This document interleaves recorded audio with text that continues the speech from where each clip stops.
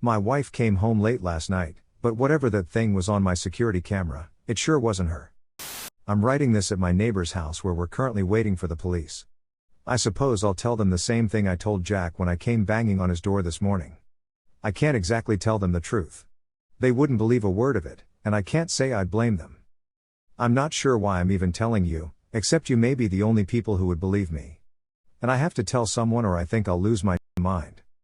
For context, my house sits on a good amount of land that sits next to a large open field to the left of it. There's a few acres of trees beyond the field. A small forest, as my wife likes to say. Our closest neighbor, Jack, lives about 1.5 miles down the road, so we pretty much have the space all to ourselves. Our own little pocket of paradise. Beautiful and safe. Well, that's how I used to think of it. Now I don't feel safe here. Not at all. It's tainted to me now, and I don't know what to do. I've never seen anything like this before. If anyone reading this has ever been in a similar situation, or possibly knows what it could be and most importantly, what I can do, please reach out.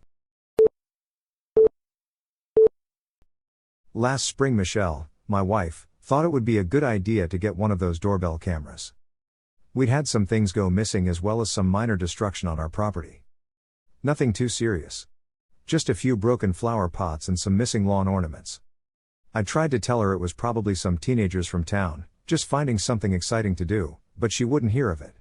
She didn't care about the flower pots or lawn ornaments that much, but she didn't want the situation to escalate into a home invasion. I thought that was a little dramatic, but I knew when to keep my mouth shut. So we bought the camera and I installed it the same day, right up by our porch lights so that we could get a view of the front door and as much of the front of our property in the shot as possible. After 2 days we finally solved the mystery of the missing lawn decor. You probably already figured it out. If you guessed 2 raccoons you'd be dead on. It was kinda hilarious watching them scooping up my wife's solar garden lights, and carrying them off on 2 legs. Watching them running away with those bright blue bulbs in their hands like 2 little burglars was pretty funny. They even looked the part with those masks. Even Michelle couldn't keep a straight face. I wondered what they were doing with all the stolen goods. Maybe sprucing up their digs out in the forest. Michelle started putting out bowls of cat kibble and amazingly the thievery stopped. We still kept the camera up though. Turns out it would come in handy. Michelle has been out of town for work for the last 4 days. She was supposed to be home last night around dinner, but called to tell me the plane had been delayed and she wouldn't be home until 4 a.m. or later.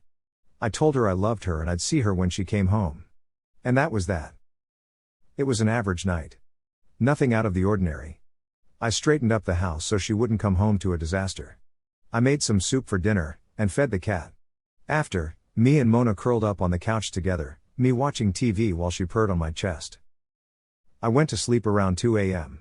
I'd only slept a little over an hour before I was woken up by an alert on my phone. A notification for the security camera. Now it wasn't unusual to get an alert, especially late at night. It was always some little critter, a fox or raccoon. But I grabbed my phone off my nightstand to check anyway. It was well after 2, and my immediate thought was that Michelle had gotten home earlier than she thought she would. I laid there listening for the sound of Michelle letting herself in, but it never came. Only silence. I groaned, figuring she'd forgotten her keys. Wouldn't be the first time. She was notorious for leaving them behind. Probably forgot them at the hotel or airport. I didn't jump right up to check though, as I still hadn't heard her knock. So I opened the app, and pulled up the live feed. Michelle was standing on the front porch, just staring at the door. I sat up, about to go let her in, when something stopped me. It was her face. She was smiling. Not just any smile, but one that I'd never seen before. A weird, thin-lipped grin, that stretched the width of her face. Like someone trying to show off all of their teeth. She stayed that way for a long moment, like a creepy mannequin. After a minute her lips slowly puckered out into a pout, as though she were an upset toddler. She held that expression for a minute, then her lips dropped downwards, and a deep-set frown etched across her forehead. I sat there in bed, staring at my wife practicing different facial expressions as if she were brand new at such a concept. It was bizarre and a little unsettling. She continued to go through each movement, seeming to take her time with each one. Smile. Pout. Frown. Repeat. After watching her for nearly 15 minutes, I finally recovered from my shock and confusion and pressed the intercom. Babe. What on earth are you doing? I said. Her head snapped towards the camera, looking up at it with wide eyes. It was as if she had forgotten the camera was even there. Her mouth was partially hanging open on one side, caught between a smile and a frown. She didn't answer me, only continued to stare, her face frozen in that disturbing look. I waited for a long moment, unsure how to proceed. The longer I watched her, the more I realized just how strange she looked. I didn't notice at first, being half asleep. But now that I was wide awake, it was so obvious that I wondered how I could have not noticed immediately. For starters, she seemed much taller. The top of her head came to just over the little rod we used to hang our different holiday flags. The one I have to stand on my tiptoes to be able to reach. That wasn't the only odd thing about her. Her arms were much too long, hanging down past her knees. Even her face was different. It resembled her, enough that it wasn't instantly noticeable, but when I really looked I could see that her face seemed more narrow, as if it had been stretched from the top of her head to her jaw. And the skin looked too tight, as if it were 2 sizes too small, the bones underneath pushing hard against the flesh. I was beginning to panic at that point. I didn't know if she'd been in some horrible accident or what, but I knew something was very wrong with her. "Honey, are you hurt?" I asked, my voice shaking. In response to my question, Michelle stamped her foot down on the porch, hard, shaking her head. Before I could say anything else, she reached out and took hold of the doorknob and jiggled it fiercely. I was instantly filled with dread at the mere thought of her getting in. "I'm not letting you inside," I said quickly. I could hear her jiggling the knob frantically, her face still staring up at the camera.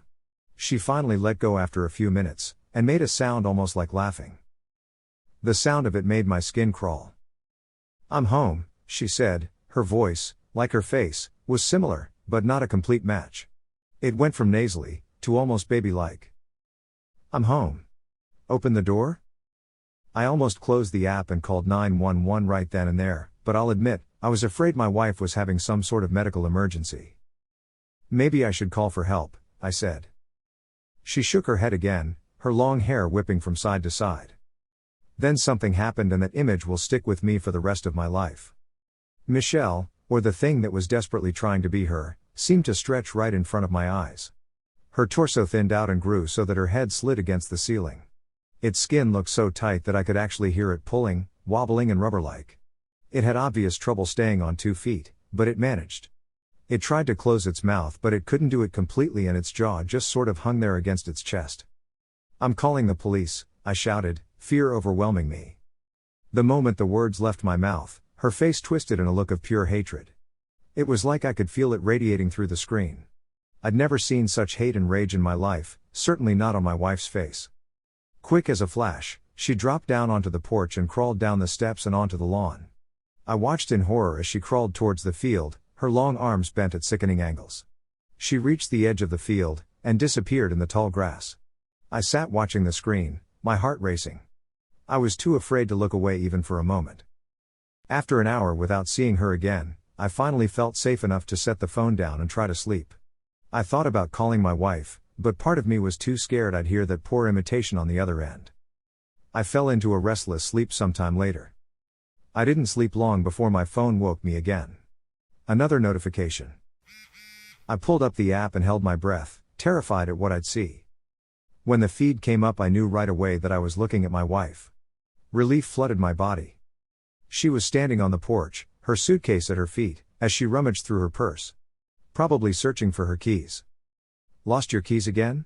I said, pressing the intercom.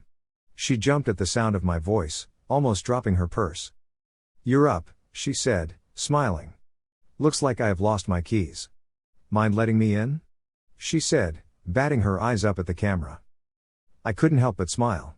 She always had a way of making me feel completely at ease, even after witnessing a nightmare just hours prior. "I suppose I wouldn't be a very good husband if I let you sleep on the porch all night," I teased. She grinned up at me, and I told her to hang on. I sat up and slipped on my slippers, and got to my feet. That's when I caught some movement on the screen. Far off in the field, a head rose up from the grass, standing tall on a neck much too long to come from anything human. A whimper escaped my lips, and I nearly dropped my phone. I was glued to the floor, unable to look away from that thing watching my house. The head bobbed slightly, Then the body rose upwards to meet the head, like a slinky sliding back in position. It stood in the field watching, then to my terror, it began shuffling quickly towards the house on jerky legs. I couldn't help but scream. It was coming for my wife and it was coming fast, even with its unstable gait. I ran down the hall, dropping my phone in the process, skipping steps as I raced down them. I lost my footing when I hit the bottom, and skidded across the front hall, colliding into the front door. I was screaming incoherently, fumbling with the locks. I could hear my wife's concerned voice, asking me what was wrong. Then just as I was working to flip the deadbolt, I heard her scream, this time in pure fear. I finally managed to flip the deadbolt and rip the door open, taking a handful of her jacket and yanking her inside, locking the door behind her. I leaned against the door, panting hard. I heard a muffled thump on the porch, but then it was quiet. My wife was scared, pale and nearly in tears. She refused to talk about what she'd seen and didn't want to see the footage of the thing on our porch. I let her get some sleep, assuring her that the house was secure. I stayed up, checking the windows and the live feed. I watched the field for any sign of that thing, but it seemed like it was gone. Soon after Michelle went to sleep, I decided to look at the video, to see if I could tell where it went off to. I was scared to see it again, maybe that's why I waited.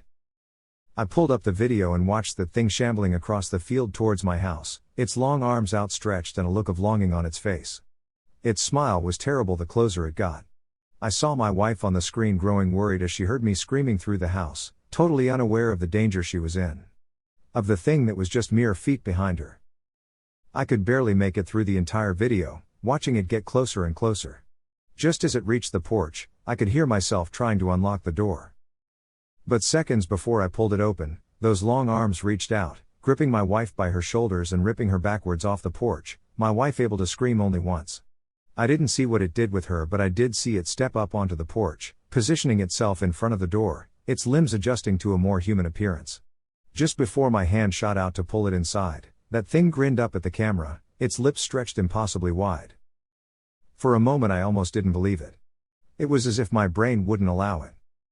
But as I stood in the hallway, attempting to process what I'd seen, and what that meant, I heard the unmistakable sound of something shuffling up behind me.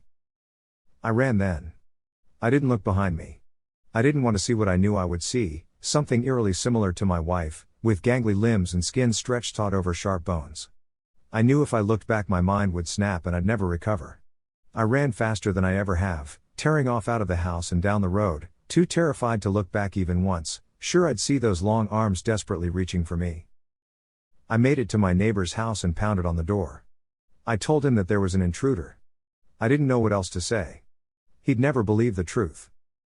We went back to my house armed with Jack's rifle, but of course the house was empty. We couldn't find Michelle either. All we found were what looked like drag marks through my lawn, running right through the field. I didn't have to look at the video to know what made those tracks. We searched the field and the woods but didn't find much other than some strands of hair that looked an awful lot like Michelle's. The hair was high up on a branch, in a tree that would be extremely difficult to climb. Jack said it must have been a bird that had done it.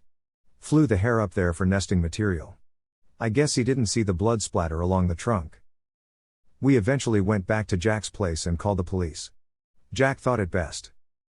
I agreed, but I know it won't make much of a difference. Michelle is long gone by now.